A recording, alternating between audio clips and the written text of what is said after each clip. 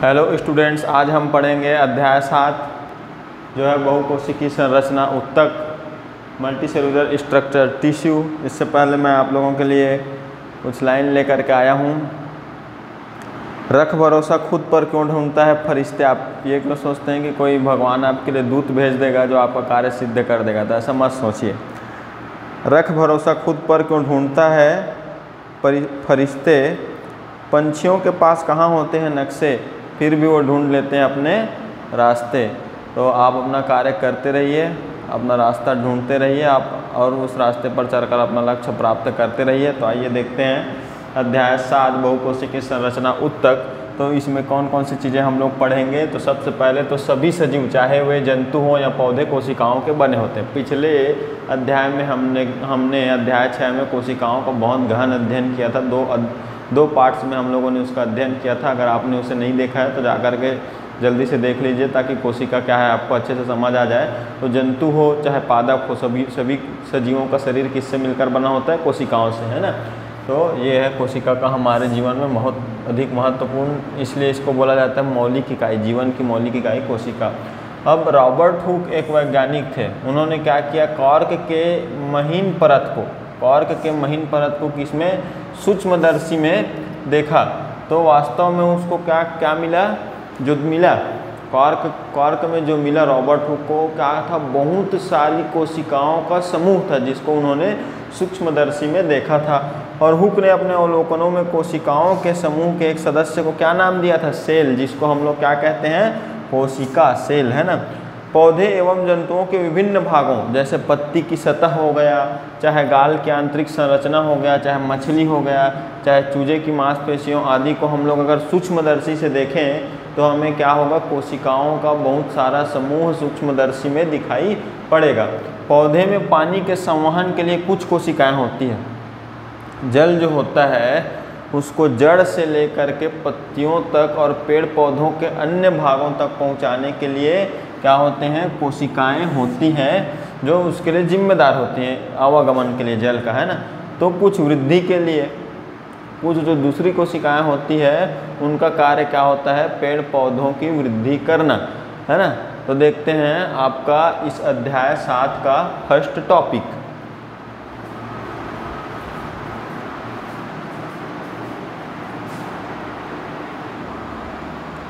तो आपके अध्याय का फर्स्ट टॉपिक है, हमें ऊतकों के बारे में कैसे पता चला। पिछला जो अध्याय था उसमें हम लोग देखे कोशिका के बारे में हमने कैसे पता चला। तो कोशिका के बारे में रॉबर्ट हुक द्वारा खोज किए गए, सूक्ष्मदर्शी से खोज किए गए अवलोकन के द्वारा हमको पता चला था। वैसे ही हमें ऊतक के बारे में पता चला जब सन 1799 में मॉरी फ्रैंकोइस जेवियर, 1799 में वैज्ञानिक का नाम था क्या, मॉरी फ्रैंकोइस जेवियर बिछट ने मनुष्य के शरीर के रोगग्रसित क्षेत्रों की आंतरिक संरचना, जो रोगग्रसित क्षेत्र थे उनके आंतरिक संरचना से संबंधित अवलोकन के दौरान आपस में गुथी हुई संरचना, देखो इस तरीके की आपस में गुथी हुई संरचना उनको मिली, जिसको उन्होंने टिश्यू नाम दिया। उसी को हम लोग क्या कहते हैं, ऊतक। तो इस प्रकार हम लोग ऊतक के बारे में जाने। तो जो यहाँ पर मॉरी फ्रैंकोइस जेवियर बिछट ने जिसका अध्ययन किया था, मुख्य रूप से किसका अध्ययन किया था, उन्होंने जंतु में उपस्थित ऊतकों का अध्ययन किया था। जंतु, पादप, मनुष्य सभी में ऊतक पाए जाते। तो उन्होंने जो अध्ययन किया था वो क्या था, जंतु ऊतकों पर आधारित था उनका अध्ययन, है ना। उन्होंने सबसे पहले तो ऊतकों को 3 भाग में बांटा था। 3 भाग में बांटा था। एक भाग को बोला गया फाइब्रस। तो फाइब्रस क्या किया गया, वे ऊतक जिनमें रेशे जैसे संरचना थी उसको क्या कहा गया, फाइब्रस कहा गया। वे ऊतक जो तरल पानी जैसे थे उनको क्या कहा गया, तरल पानी जैसे जो ऊतक थे उनको सीरस कहा गया। कुछ ऊतक जो चिपचिपे थे उनको क्या कहा गया, म्यूकस। तो सूक्ष्मदर्शी में जब देखा गया तो ये इस प्रकार से हैं ऊतक, हमें अलग अलग प्रकार के, देखिए यहाँ पर आप ऊतक देख सकते हैं। तो इस प्रकार हमको दिखाई दिए। तो देखते हैं नेक्स्ट टॉपिक।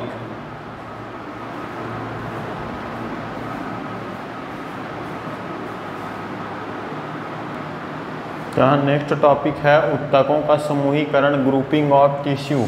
तो ग्रुपिंग, समूहीकरण का मतलब आप समझते ही होंगे। समूहीकरण का मतलब क्या होगा, समूह निर्माण की प्रक्रिया को समूहीकरण कहते हैं। तो वैज्ञानिकों ने क्या किया, सूक्ष्मदर्शी में अवलोकन जब उन्होंने किया तो भिन्न भिन्न प्रकार के ऊतक पादप एवं जंतुओं में प्राप्त हुए। तो उनका अध्ययन करने के लिए उनके अलग अलग समूह बनाए गए और अलग अलग समूह बना करके उनका अध्ययन किया गया। उसी को क्या कहते हैं? उत्तकों का समूहीकरण। उत्तकों का समूहीकरण में जंतु उत्तकों का समूहीकरण अलग किया गया है, पादप उत्तकों का समूहीकरण अलग किया गया है, ताकि आसानी से दोनों के उत्तकों को समझा जा सके। तो देखते हैं इसमें कौन कौन से मेन पॉइंट्स हैं। समय समय पर वैज्ञानिकों ने पादप व जंतु उत्तकों का अध्ययन किया है ना। हम लोगों ने इसके पहले देखा था, जैसे रॉबर्ट हुक ने किया था, और इसके पहले जो वैज्ञानिक थे जिन्होंने हमें उत्तक के बारे में बताया था उनको हम लोगों ने देखा। इनके विस्तृत अध्ययन के लिए वैज्ञानिकों ने क्या किया? समूहीकरण की प्रक्रिया की सहायता ली, ताकि कन्फ्यूजन किसी भी प्रकार का ना हो और सभी की विशेषताओं को जान करके हम अच्छे से उत्तकों को पहचान सकें। इनमें उन्होंने उत्तकों के कार्यों, उत्तक के क्या क्या कार्य होते हैं, उत्तक की स्थिति कैसी कैसी होती, कहाँ पर कौन कौन से उत्तक पाए जाते हैं, उत्तकों का संगठन मतलब उत्तक किन किन चीज़ों से मिल करके बना होता है, उत्तकों की व्यवस्था क्या होती है, किस प्रकार एक दूसरे से जुड़े होते हैं, किस प्रकार मानव शरीर में कार्य करते हैं, और उत्तकों की विभाजन क्षमता का जो गुण होता है उन सभी को आधार बनाकर क्या किया जाता है? उत्तकों का समूहीकरण किया जाता है। अगर हम लोग अध्ययन करने चाहें तो अध्ययन की सुविधा की दृष्टि से हम लोग, जैसे कि मैंने बताया कि पादप और जंतु उत्तक को एक साथ समूहीकृत ना करके उनको अलग अलग समूहीकृत करके अध्ययन करते हैं। तो जो देखते हैं हमारा नेक्स्ट टॉपिक जो इसके बाद का है वो क्या है? पादप उत्तकों का समूहीकरण हम पढ़ते हैं।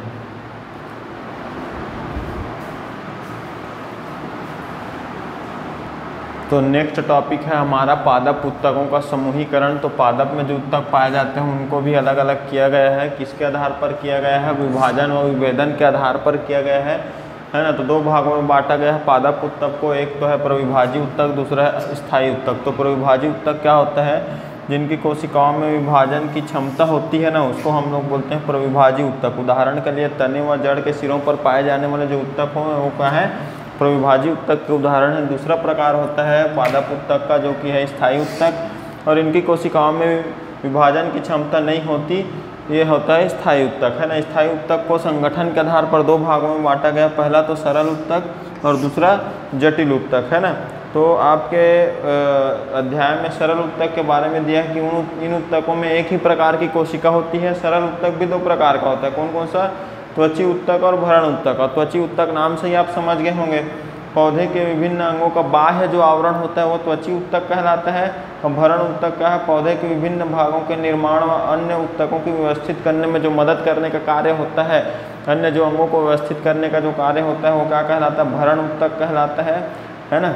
और वैसे ही जो जटिल उत्तक होता है दो प्रकार का होता है, जाइलम और फ्लोएम। ये बहुत मुख्य रूप से मतलब मुख्य उत्तक है पादप के लिए, जाइलम और फ्लोएम। ध्यान से सुनिएगा। तो जाइलम जो होता है पानी व खनिज लवणों का संवहन करता है। पेड़ पौधे की जड़ें क्या होती? मिट्टी में होती, वहाँ से वो पानी ग्रहण करता है, खनिज ग्रहण करता है, वहाँ से पानी और खनिज को क्या करता है? पेड़ पौधों के अन्य भागों तक और पत्तियों तक पहुँचाने का जो उत्तक कार्य करता है उसको हम लोग कौन सा उत्तक बोलते हैं? उसको हम लोग बोलते हैं यहाँ पर जाइलम उत्तक। और फ्लोएम उत्तक क्या होता है? जो भोजन का संवहन करता है, पत्तियों में जो भोजन का निर्माण होता है उसे क्या करता है? पूरे पेड़ पौधों में जो ले जाने का कार्य करता है, पेड़ पौधे के सभी अंगों में, उसको बोलते हैं हम लोग फ्लोएम। तो आगे देखते हैं हम लोग, ये हो गया हमारा पादप उत्तकों का समूहीकरण। अब देखते हैं जंतु उत्तकों का समूहीकरण, नेक्स्ट टॉपिक।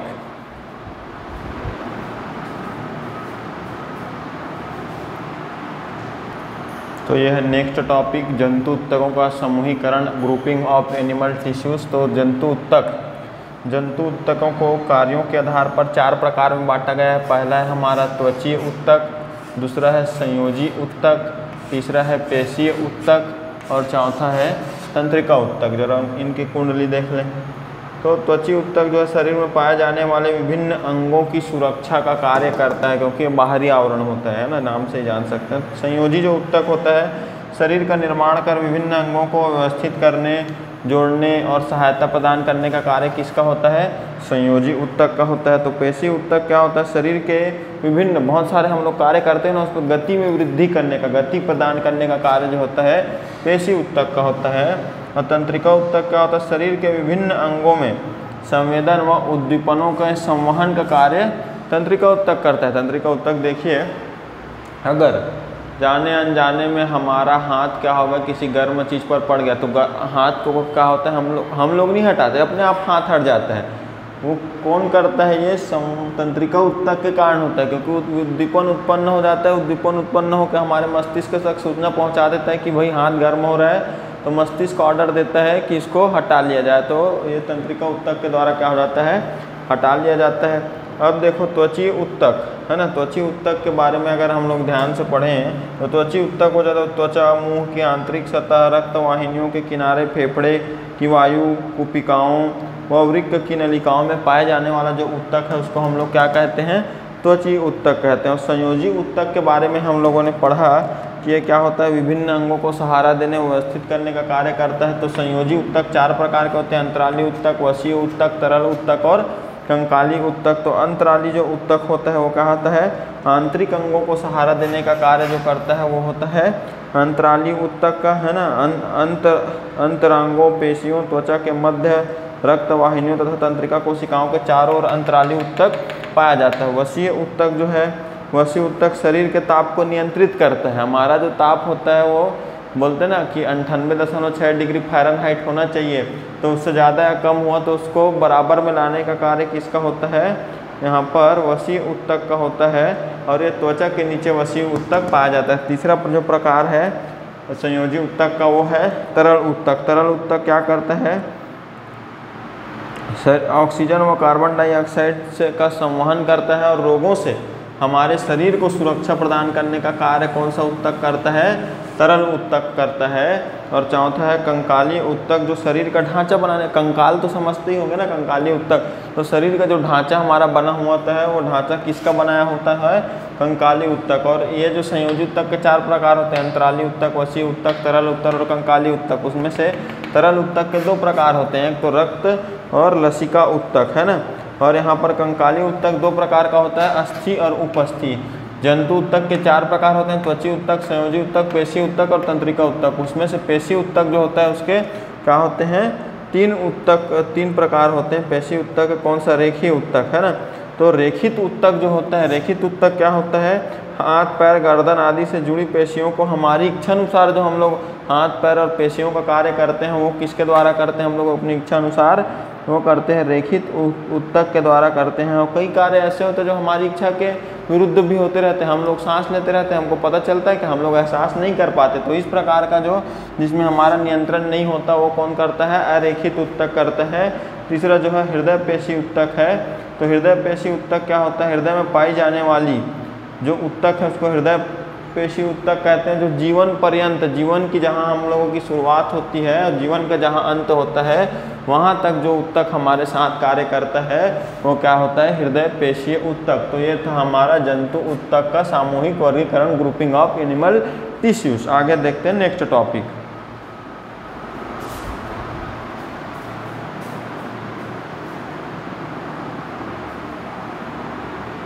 तो नेक्स्ट टॉपिक देखते हैं उत्तकों के कार्य। तो देखते हैं आपके अध्याय में उत्तकों के कार्य के बारे में क्या दिया है।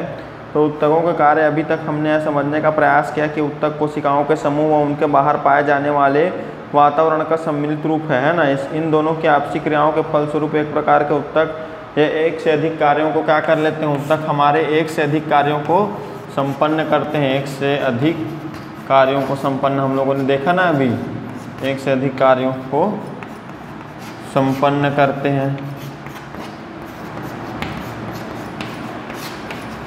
कौन संपन्न करते हैं, उत्तक, है ना। भिन्न कार्य हम लोगों ने अभी पढ़ाई है। क्या आप जानते हैं उत्तक एक प्रकार के द्रव से घिरे होते हैं। सभी उत्तक जो द्रव से घिरे हुए होते हैं, है ना। यही द्रव उत्तक के चारों ओर का क्या होता है, चारों ओर का वातावरण होता है ना।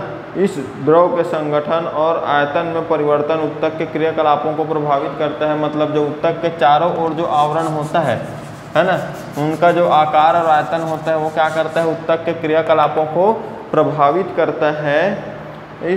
और इसलिए विभिन्न लवणों की निश्चित मात्रा अत्यंत आवश्यक है। हमारे शरीर में बोला जाता है ना, विभिन्न लवणों की मात्रा जो है आवश्यक है, क्योंकि इससे उत्तक प्रभावित होते हैं और उत्तक प्रभावित होगा तो कार्य प्रभावित होगा। जैसे कि आप लोग सुनते हैं कई लोगों को शुगर हो गया, तो उसमें जो है लवणों की जो मात्रा है वो प्रभावित होती है, जिससे शारीरिक कार्य भी प्रभावित होता है। उत्तकों के बीच का द्रव इनके कार्यों के निष्पादन में महत्वपूर्ण भूमिका निभाता है। जो उत्तक के अंदर जो द्रव पाया जाता है वो क्या है, उनका जो कार्य होता है उत्तक का, उसमें महत्वपूर्ण भूमिका उसकी होती है। प्रायः सभी बहुकोशिकीय पौधे एवं जंतुओं में कोशिका उत्तक अंग तंत्र की व्यवस्था होती है ना। कोशिकाओं से मिलकर देखो, उत्तक किससे बना होता है? उत्तक जो होता है कोशिका से उत्तक बनता है। कोशिका से क्या बनता है? उत्तक बनता है। और उत्तक से क्या बनता है? उत्तक से हमारे शरीर के अंग बनते हैं। और बहुत सारे अंग मिलकर के क्या बनाते हैं? अंग तंत्र बनाते हैं। मतलब हमारे शरीर के अंग एक दूसरे से जुड़े हुए हैं ना, एक दूसरे की सहायता से कार्य करते हैं, तो अंग तंत्र का निर्माण करते हैं। ये उनके विभिन्न जैविक कार्यों को संपादित करते हैं, उत्तक है ना, संपादित करते हैं। तो यह उदाहरण के लिए जाइलम व अस्थि दोनों उत्तक हैं, लेकिन दोनों के कार्य अलग अलग हैं। जाइलम हम लोगों ने किस में पढ़ा था? पौधे में पढ़ा था, जो भोजन के क्या करता है? भोजन को पौधे के अन्य भागों तक पहुंचाने का कार्य करता है। और अस्थि जो होता है हमारा शारीरिक ढांचा बनाने का कार्य जो होता है, अस्थि उत्तक जो है जंतुओं में पाया जाता है, वो होता है। ठीक है, तो यहाँ पर दिया है जंतुओं में एक सीमा तक वृद्धि होने के बाद सामान्य कोशिकाओं का विभाजन रुक जाता है, जिससे शारीरिक वृद्धि हमारी रुक जाती है। ऐसा तो नहीं है कि वो बोला जाता है ना कि बांस का पौधा हर रोज़ बढ़ते जाता है, तो ऐसा तो नहीं होता। हमारा मानव शरीर या जंतु का शरीर की लगातार बढ़ते ही जाएगा, वृद्धि होते ही जाएगा, ऐसा तो नहीं होता है ना।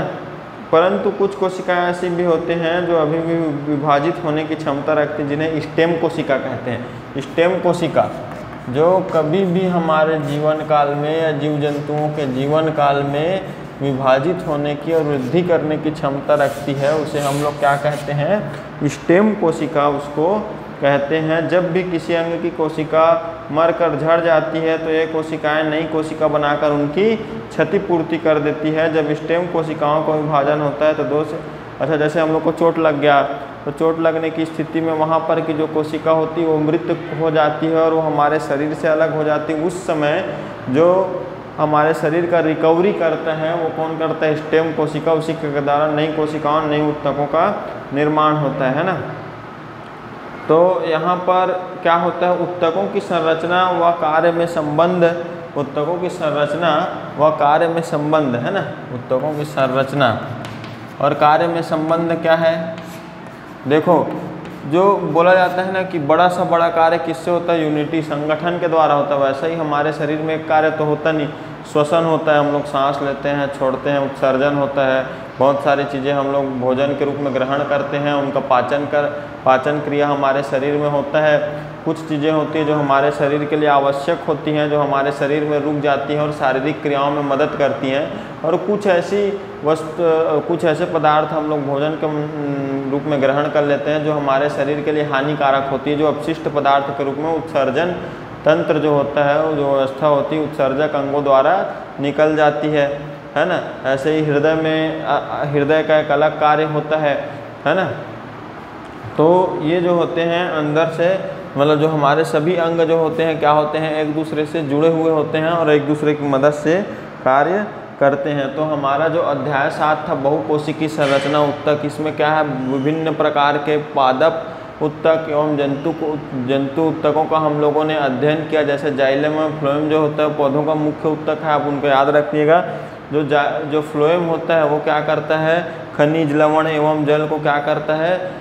पौधे की अन्य भागों तक पहुंचाने का कार्य करता है जड़ से। और जो जाइलम होता है वो क्या करता है? जो पत्तियों में भोजन का निर्माण होता है क्लोरोप्लास्ट के द्वारा, प्रकाश संश्लेषण की क्रिया द्वारा उनको पौधे के अन्य भागों में पहुंचाने का कार्य करता है। वैसे ही बहुत सारे होते हैं, जैसे स्टेम कोशिका हो गया, तो इसमें हम लोगों ने इसी का अध्ययन किया। आइए देखते हैं इसमें जो प्रश्न है उनके उत्तर क्या क्या होंगे, उनको हम लोग देखते हैं।